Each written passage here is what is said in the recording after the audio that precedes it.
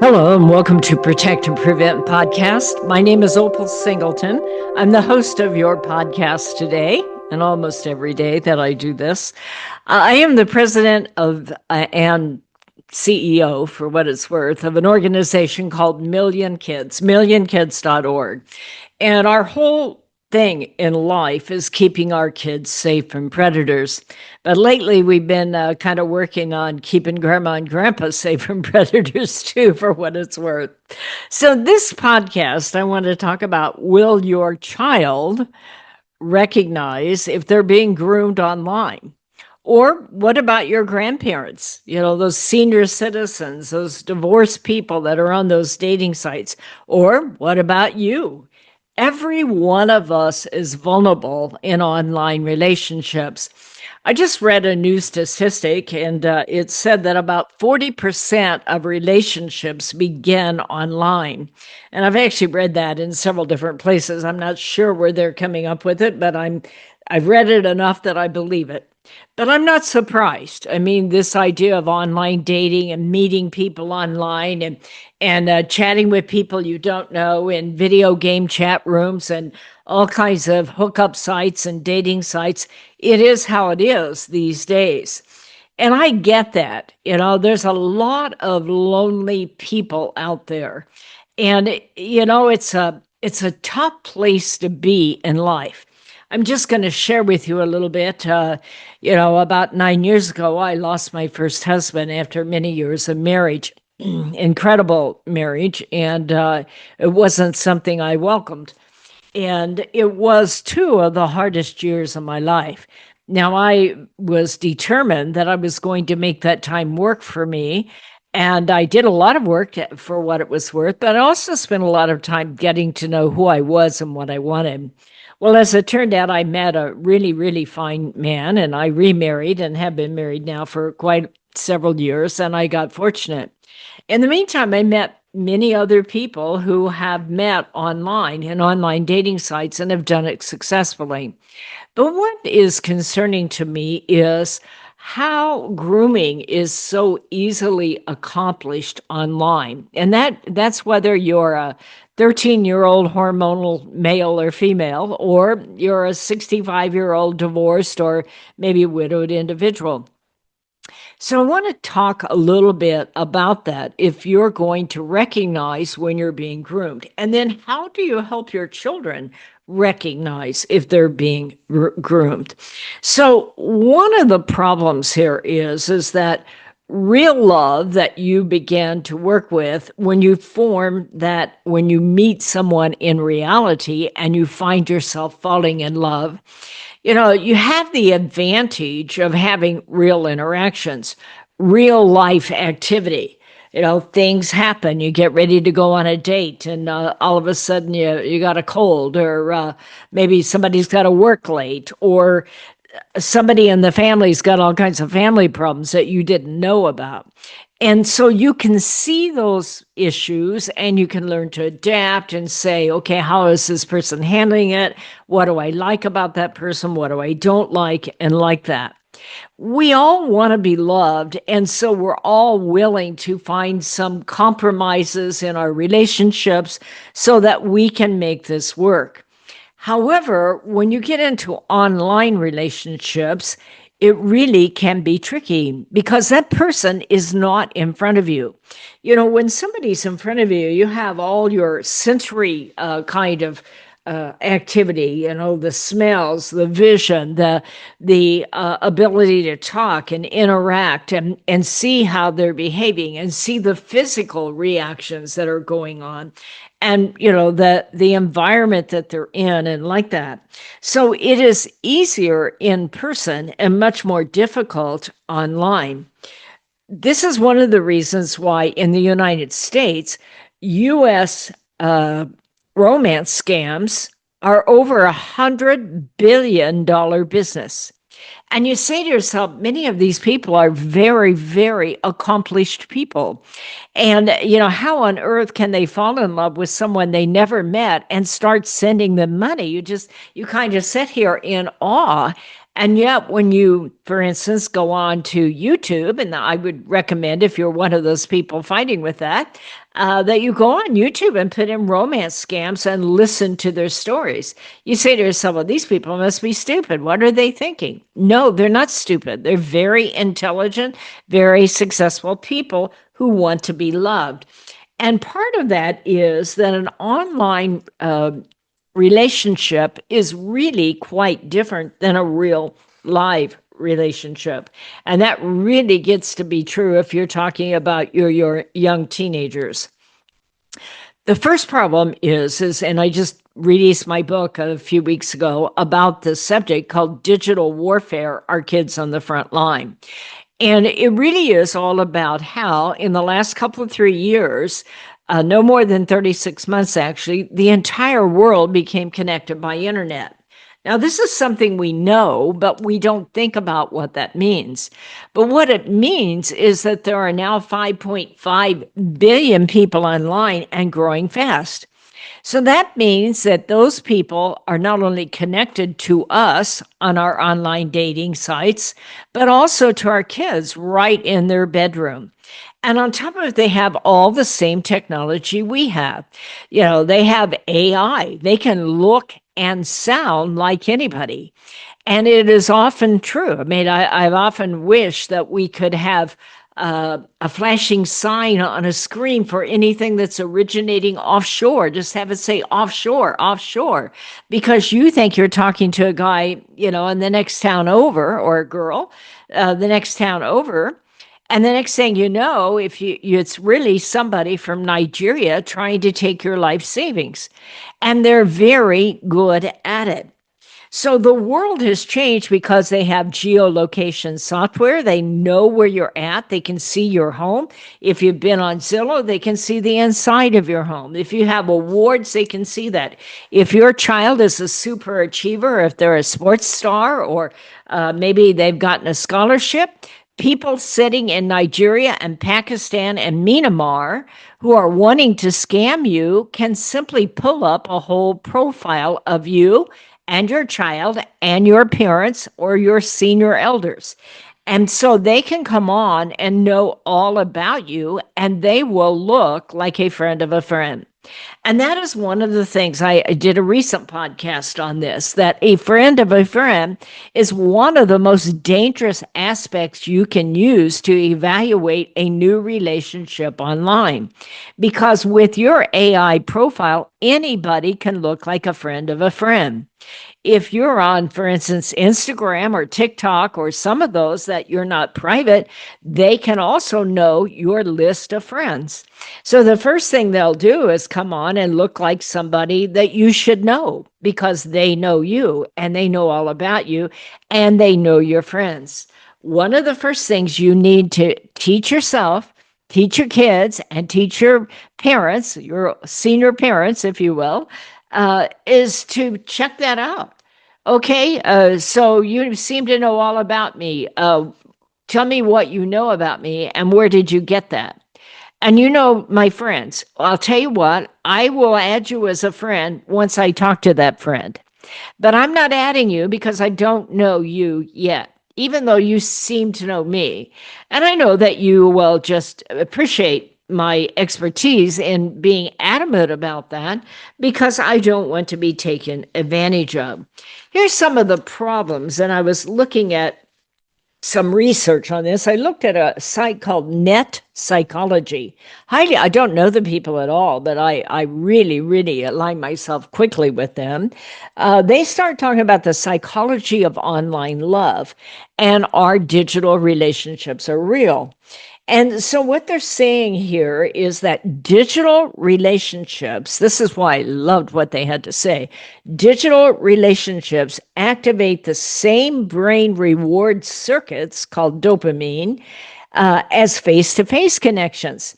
However, the lack of physical cues and online disinhibition effect, we're going to talk about disinhibition, create unique psychological risks, including idealization, catfishing, and attachment to curated personas rather than authentic individuals. Now, that's a big, long paragraph to do over a microphone here. So let me talk about that.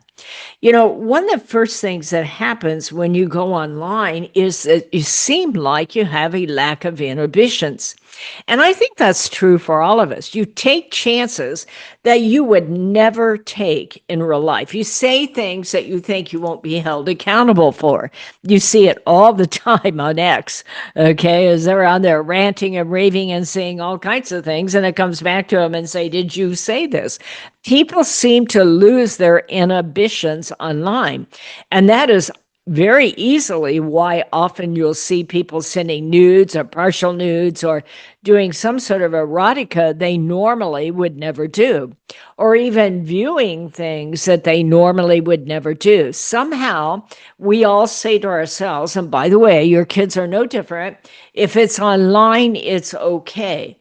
And we need to talk about that in reality with our kids, because this world is a completely different world now with life-altering AI, deep fakes. Any photo, any image online is at risk of being altered.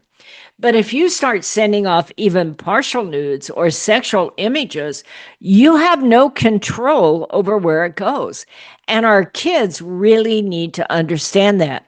When I talk in schools with kids, I often talk to them about where do your nudes go when you hit send. I mean, you think you're sending them to somebody you can trust. You don't even know that person. You've never met them.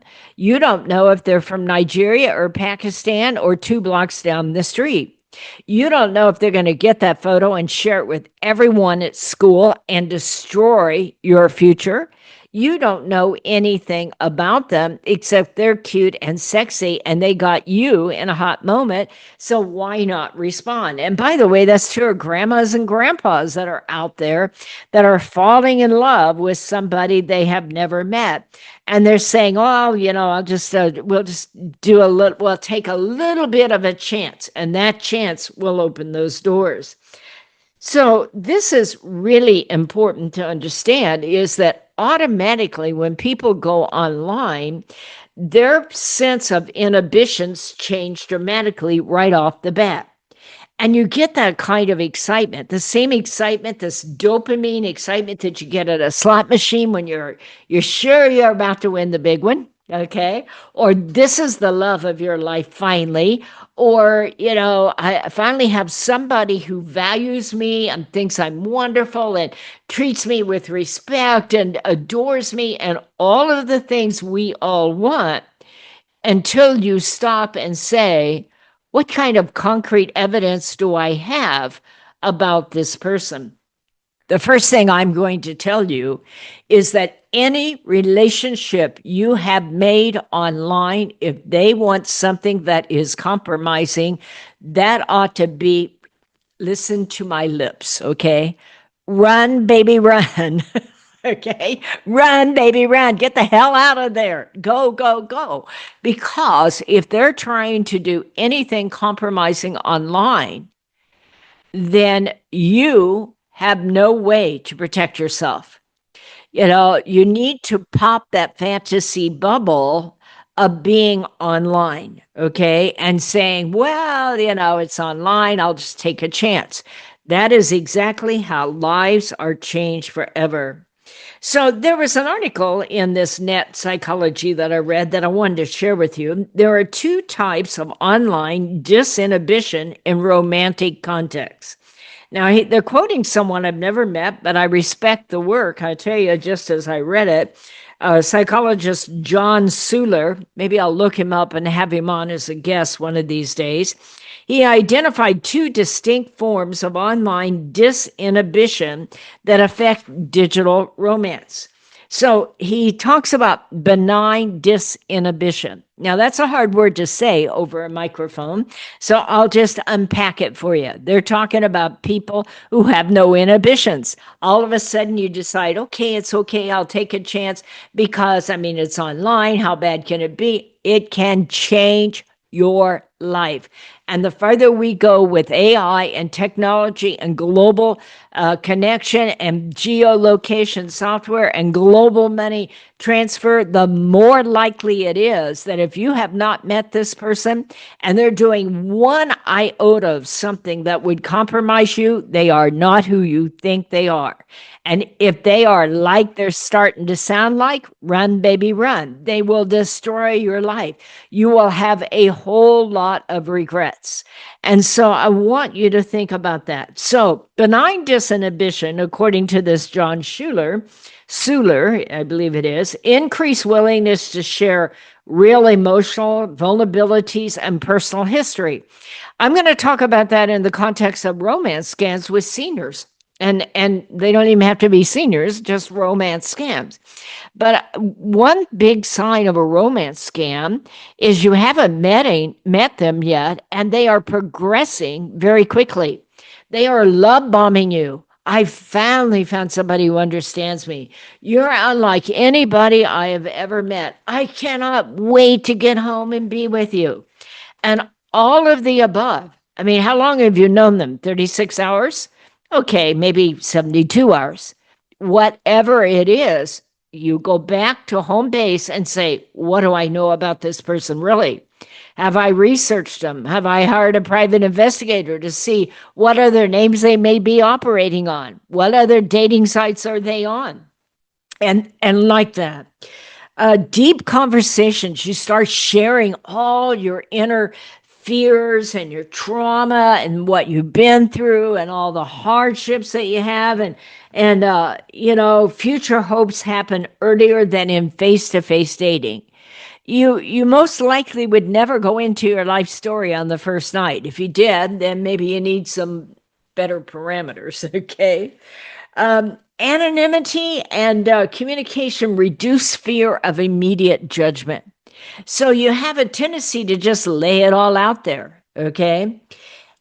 Relationship can accelerate genuine intimacy when both partners engage authentically. You really cannot have genuine intimacy and authenticity.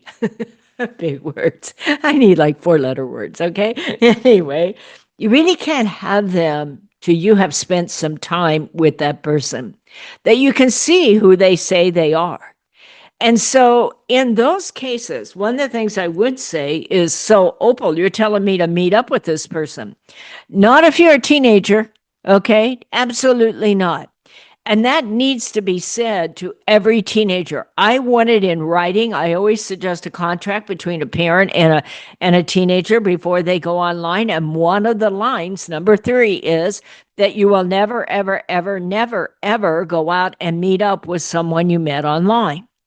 Because I can tell you at least 30 cases where that has ended poorly, and many times in death and rape and mutilation. Now, if you're an adult and you're going to do this, I'm going to tell you, take all kinds of precautions. Research that person, know a lot about him, get some character references. Only go to a public place and don't go home with anybody. Don't be drinking alcohol with them. Take somebody with you. Have a cup of coffee at 10 o'clock in the morning where you meet at the corner coffee shop, and take a friend with you. Though, don't give out your personal information, where you live. Remember, they can look you up on Google Ads, on Google Earth. And, next thing you know, you might have a stalker that you can't get rid of. So think these things up. Now I want to talk about toxic disinhibition, because this is what this psychologist, John Suler, mentions, and I think it's worth mentioning to you. You start having a loss of behavior restraint. You start taking all kinds of chances. Maybe you're even a little deceptive and not being straightforward. I hear that. Well, I thought I'd just throw out some deception to see if they picked it up. You're not ever going to have an honest relationship if you're starting at that level in a relationship. All of a sudden you're getting all kinds of unsolicited content, love bombing, changes in personality, wanting you to take chances sexually, illicit kinds of things, sharing pornography. All of those things are things that will compromise you online. So anybody who's starting to do that, that is not your ideal partner, and you are going to end up paying a price on that. Psychological mechanism, invisibility and lack of eye contact diminish empathy and accountability. I want to put that a different way. These scumbags can look like anybody they want to look like because there's no sounding board right there. You need to know and take the time to know who you're talking with before you go any farther. If they're starting to do things like, well, I don't think this relationship's progressing because you won't even meet up with me, I'd say, well, okay, you don't sound like maybe you're what I'm looking for. And call their bluff, because that is manipulation. One of the things I really want to do and share with you is watch out that they do anything that gives you that gut sense. God gave you that gut sense for a reason. And we need to teach that gut sense to our kids. And here is why. Because if you talk to your kids about being safe online, they're going to go, Mom, I know. You tell me that all the time. I'll know if I'm talking to a bad guy. The question is, stop right there. What is your criteria? Because that criteria worked until the world connected by internet, okay? But now the world is globally connected. And anybody in any place, any terrorist, any criminal group, any cartel, any gang member, any kind of pedophile, can look like your new best friend, and they will know your friends. So how you evaluate it is, well, you say, well, it's somebody I know. Well, do you really know them? Teach your child to stop and say, how well do I know them? Who do they know that I know? If they want you to be a friend on their site, then you simply say, fine, I'll talk to my friend and make sure that you're friends. Do you happen to have a code word? Because he's my best friend and we have a code word between us. I need to verify, because your child is using the same criteria that predators are using.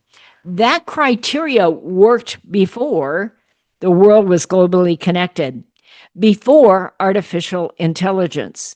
But now it is all changed. Now, I'm going to tell you that all of us will most likely make relationships with new people online. I meet new people in business just by Zooming. But before I go too far, I do a whole research on them. If they can know all about me, I want to know about them. What are their credentials? Who are they? How strong are they? Or do they have integrity? Have they gotten some awards? Do they really know the people that I know? And if they say they do, I talk to those people. We have to start changing the criteria for our children in making relationships online, because they're still using that criteria of they're going to know me and they're going to know my friends. A friend of a friend online right now can be a very dangerous thing until you verify that they're real. And a friend of a friend that all of a sudden is your new best friend, or starting to love bomb you, or wanting you to do something that will be, at risk online, they're not your friend. It's that simple. It is not a hard criteria. Anybody who starts love bombing you within a couple of 3 weeks of meeting, they can't be madly in love with you because they don't really know you. If they're sending photos or asking for photos, run, baby, run. If they're asking you to do anything like meet up or do anything that's at risk, they don't have your best interest at heart. And we need those new conversations. I get that our kids know more than we know about being online. But our kids are hormonal, number one. And number two, they do not have the life experience that you and I have had. And to see how this really works out. And so we need to help them mature very quickly. We are taking hormonal teenagers who are looking for love in all the wrong places and putting them on the global World Wide Web with artificial intelligence and geolocation software where they have access to gaming chat rooms. And guess what happens in gaming chat rooms? They have a friend of a friend. They're supporting. They start to defend their buddy out there. And many times those games are highly pornographic. And our kids are 14 years old and they're hormonal and they're sharing a game with people they don't know in a world that can be easily manipulated where they will easily become compromised. We need to back up and start to have some very serious adult conversations. The World Wide Web, contrary to popular belief, is not just a field day for a child's gaming platform. There are 5.5 billion people online. And I'm going to tell you that at least 5% of them, and it could be, I'm making this up, but I bet you it could be as much as 10% of the 5.5 billion would be more than willing to blackmail you and blackmail your child if they think that they can get American money sent overseas. It is a different world out there, and we need to have these kinds of conversations. My name is Opal Singleton. The organization is millionkids.org. I hope you'll go on to millionkids.org, not .com, millionkids.org. Sign up for our newsletter. It is the best in the business. You will learn all about it. I hope you'll consider going to Amazon and buying Digital Warfare, Our Kids on the Front Line. You can also get it at the audio version right at millionkids.org for $5. You can download it and you'll hear my voice. You may not want to hear my voice, but anyway, I read it. I hope it helps you. We have to change our conversation with our kids. I'm not here to wag the finger. That era wagging the finger is over. Now, I'm not against a parent setting parameters, putting out filters, and like that. But we also have to have these in-depth educational conversations where our kids understand what it means to live on the World Wide Web with 5.5 billion people that have the same AI and technology we have. It's a changing world. What a great time to be a parent. What a great time to be a leader. But we have to be informed and we have to have understanding of our goals and purposes and having those healthy conversations everywhere we can. Please join us at millionkids.org. My name is Opal, O-P-A-L. You can write to me at opal@millionkids.org. And I will see you next time on the Protect and Prevent podcast.